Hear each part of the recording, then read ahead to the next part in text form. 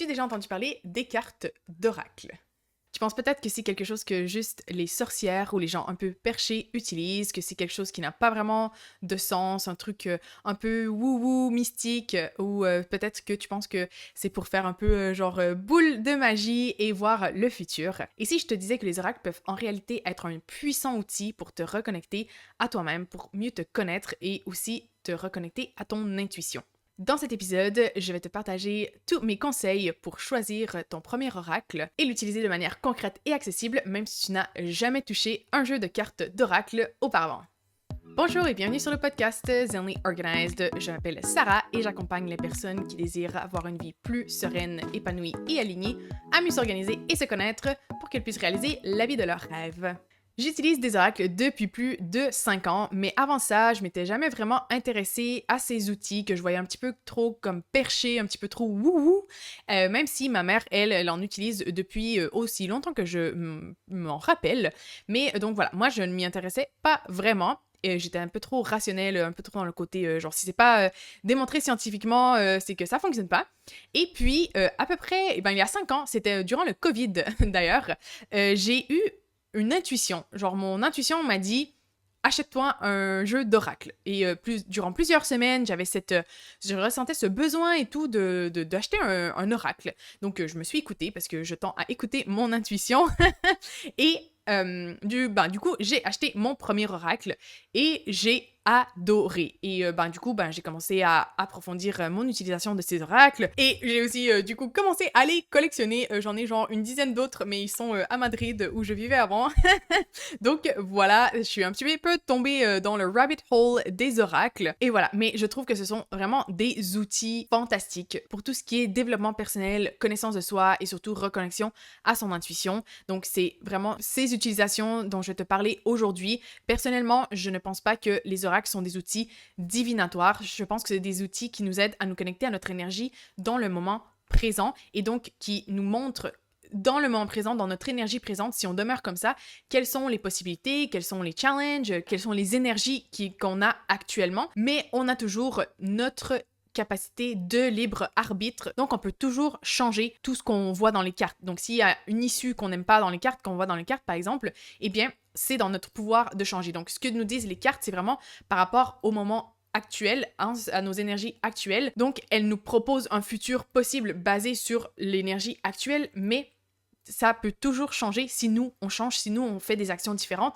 si nous, on a décidé de prendre action et d'apporter des changements. Comme je disais, personnellement, je suis une personne très rationnelle d'un côté, mais je suis aussi une personne qui accepte qu'on n'ait pas des réponses à tout et que, voilà, moi, si quelque chose fonctionne, même s'il n'y a pas de preuves scientifiques derrière, si j'ai vu que ça fonctionne pour moi et pour plusieurs autres personnes, parce que c'est le cas avec les oracles, à chaque fois que je fais des lectures avec des amis, des proches ou des clientes et tout, eh bien, les réponses sont toujours waouh, genre c'est toujours incroyable. Et donc, voilà, même s'il n'y a pas de preuves scientifiques sur pourquoi ça fonctionne, moi, ça fonctionne pour moi, ça fonctionne pour les autres, donc je les utilise et voilà. Et du coup, si ça t'intéresse, toi aussi, de découvrir ces merveilleux outils, on va commencer tout de suite. Déjà, je vais te présenter ce qu'est un oracle, parce que des fois, les gens ne font pas la différence entre les oracles et les tarots, par exemple. Donc, les oracles, c'est des jeux de cartes, du coup, avec des images, des messages, mais qui n'ont pas de structure fixe.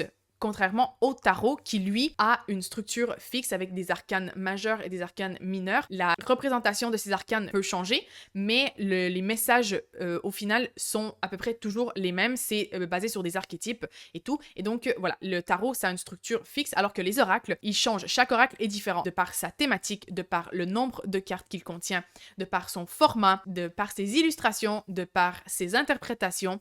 Voilà, donc l'auteur d'un oracle peut vraiment faire tout ce qu'il veut, alors qu'un tarot doit respecter, comme je disais, une certaine structure. Du coup, pour les oracles, comme chaque jeu est complètement différent, ils sont généralement accompagnés d'un livre d'interprétation. Donc, par exemple, ici, on a les cartes et le petit livre d'interprétation qui vient avec, qui nous permet du coup de comprendre la signification de chaque carte, sauf si certains oracles ont déjà les messages directement sur la carte et donc il n'y a pas en plus de petits livrets d'accompagnement, ou parfois aussi il y a un livret d'accompagnement. Ça varie vraiment, chaque oracle est complètement différent. Donc c'est aussi ce qui est vraiment intéressant de ces oracles, c'est que on peut en choisir différents pour différentes choses, différentes thématiques et raisonner avec différents oracles. Comme je te disais, personnellement, les oracles et les tarots aussi sont souvent considérés comme des outils de divination. Moi, personnellement, je les utilise comme des outils de réflexion, de développement personnel, et voilà, qui me permettent de me recentrer sur moi-même, sur mon intuition, sur mes questionnements actuels, de faire le point sur ma situation en ce moment, me guider, tu vois, de me donner des pistes de réflexion, mais pas vraiment pour déterminer mon futur. Et c'est vraiment fou parce que pour se reconnecter à son intuition, c'est un outil hyper, hyper puissant. Moi, c'est un des outils qui m'a vraiment permis de me reconnecter et d'écouter, apprendre à écouter et faire confiance à mon intuition. Et c'est fou parce que vraiment, à chaque fois que je fais des tirages, c'est... Au final, ça vient juste confirmer. Les tarots, les oracles, ils viennent juste confirmer des choses que tu sais déjà, mais le fait qu'un message extérieur vienne te le confirmer, c'est comme si ça lui donne plus de poids. En tout cas, moi, personnellement, c'est comme ça que je fonctionne. Et du coup, c'est vraiment, wow, un outil hyper puissant, comme je dis, pour te connecter à ton intuition. Et comme je te parlais dans un des épisodes précédents, pour moi, suivre son intuition, c'est une des étapes fondamentales pour vivre une vie plus épanouie et alignée parce que en fait notre intuition elle nous communique ce qu'on veut vraiment, ce qu'on désire vraiment, la vie qu'on désire réellement avoir et du coup ben si on ne l'écoute pas et qu'on fait on fait nos choix de manière plus rationnelle, ce qui fait le plus de sens, mais pas ce qu'on désire réellement, ben généralement on se retrouve dans une vie qui ne nous convient pas, on n'est pas la personne qu'on a vraiment envie d'être, et du coup c'est là qu'on est malheureux. Alors que quand on suit notre intuition, qu'on prend des décisions qui sont alignées avec notre intuition, eh bien petit à petit, on construit la vie qu'on désire réellement, on devient la personne qu'on veut réellement être, la personne qu'on peut réellement être, notre higher self, comme ils disent en anglais, tu vois, la personne la plus illuminée qu'on peut être, la personne la plus authentique, et du coup c'est juste vraiment puissant, donc comme je disais, les oracles, c'est un des outils qui te permet de te reconnecter à ton intuition. Si tu veux en découvrir d'autres parce que tu ne raisonnes pas vraiment avec, ou ben voilà, tu as envie de découvrir d'autres outils, je t'invite à aller écouter cet épisode. Je vais te mettre le lien juste ici si tu es sur YouTube, ou en description si tu écoutes le podcast sur une autre plateforme.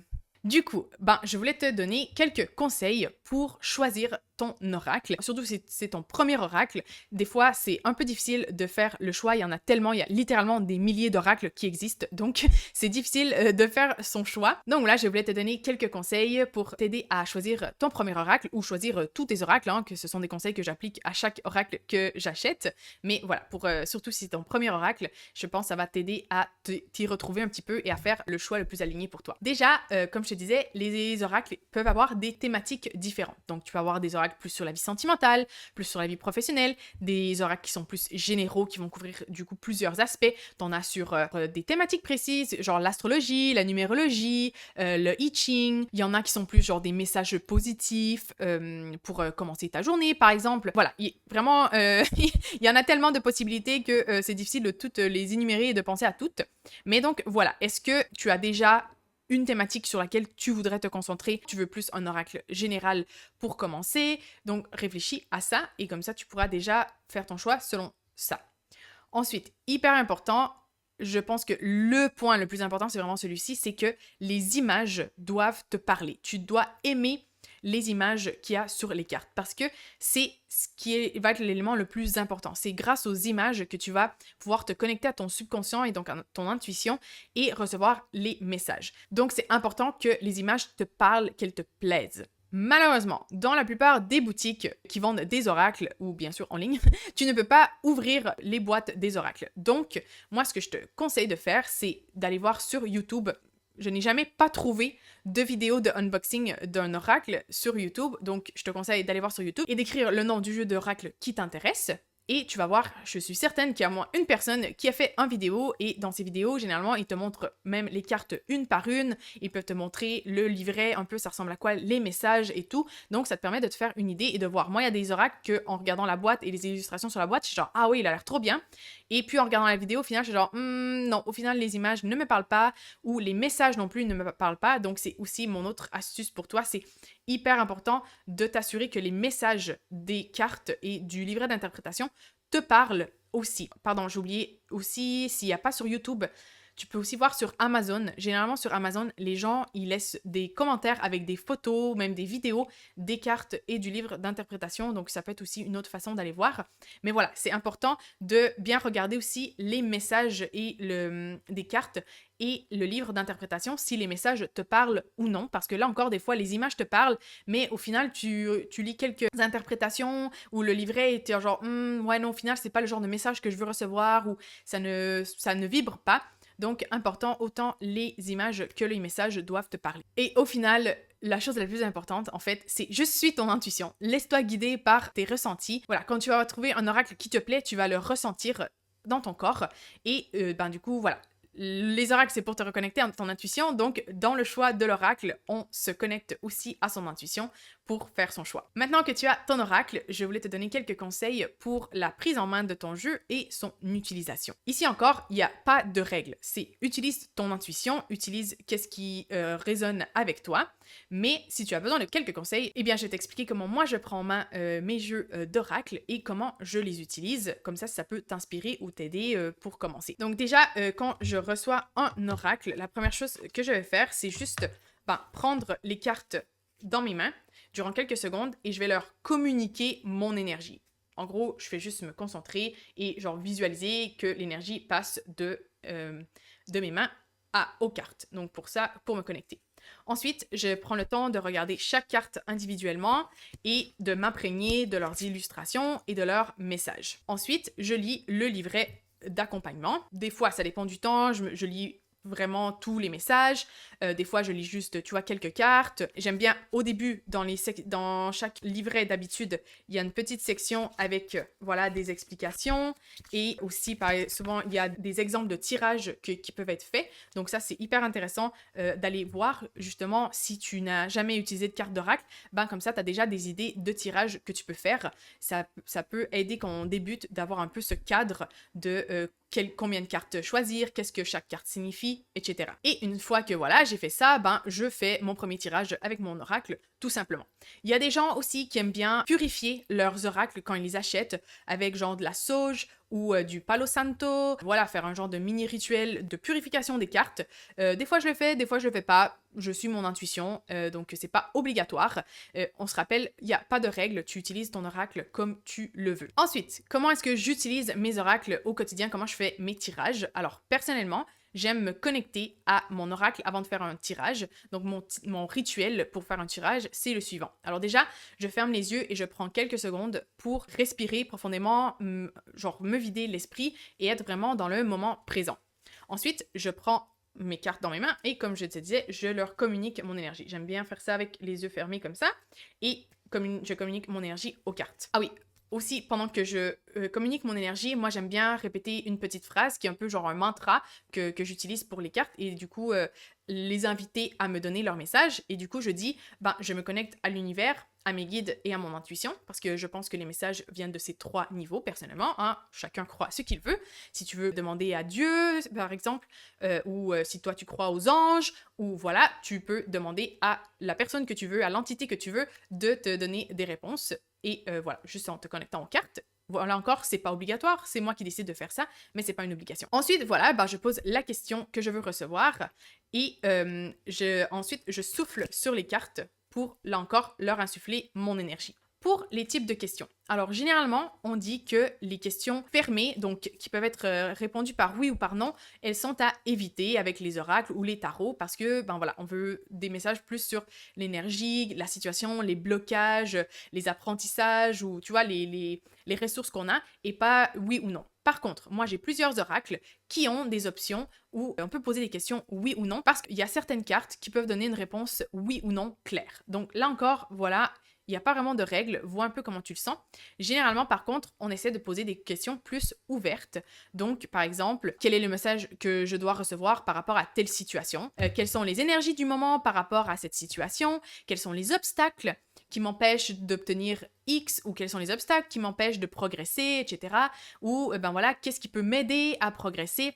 Donc, vraiment des questions ouvertes. Sinon, souvent, moi, comme je me tire tous les matins, généralement, ma question, c'est juste quel est le message que j'ai besoin de recevoir en ce moment ou quel est votre message pour aujourd'hui, pour la journée. Et voilà, ça peut être aussi simple que ça. Après, pour comment tirer les cartes en soi. Moi, personnellement, j'aime bien juste les brasser et voir quelle carte tombe. Parce que généralement, je trouve que c'est les messages les plus puissants.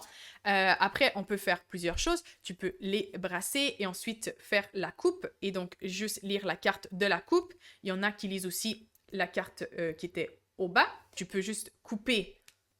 Il y en a qui coupent, qui rebrassent et ensuite qui les étendent comme ça, et là tu choisis. Là encore, choisir, ça dépend. J'ai des amis, par exemple, ils ferment les yeux et ils sentent un peu l'énergie de la carte qui l'appelle. Moi, personnellement, je suis plus visuelle, donc c'est vraiment la carte qui m'appelle. Il y a plein de façons. Là encore, c'est en pratiquant et en utilisant les cartes que tu vas voir qu'est-ce qui fonctionne pour toi, quelle est ta manière préférée. Donc, je t'encourage vraiment, essaie, teste et tu vas voir, tu vas trouver la meilleure façon pour toi d'utiliser les cartes, de te connecter, de recevoir les messages. Ensuite, une fois que j'ai la carte, personnellement, moi j'aime bien regarder l'image parce qu'il y a beaucoup d'informations qui sont, généralement, ça dépend des oracles aussi, mais il y a déjà beaucoup d'informations dans l'image.